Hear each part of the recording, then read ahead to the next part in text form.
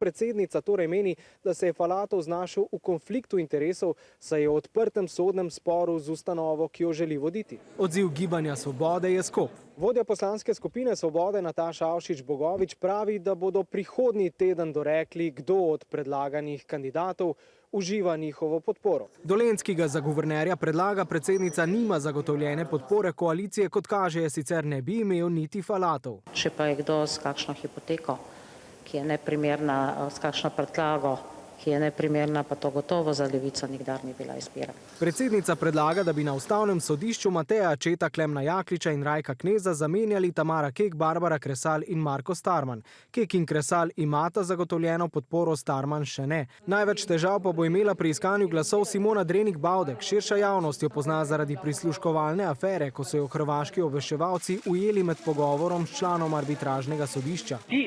A si ti slišala kakšno muziko? Enkrat sem te nehal slišati, pa s eno muziko. Ne, jaz nisem. Ne. Dobro, mislim, zelo bizarno. Urad predsednice odgovarja, da je Drenik-Bavdek sprejela odgovornost in posledice za svoje ravnanje ter da Nacionalni preiskovalni urad pri njenem primeru ni našel dokazov zlorabe položaja ali nevestnega dela. Njeno kandidaturo za varuhinjo človekovih pravic bi sicer morala podpreti še opozicija.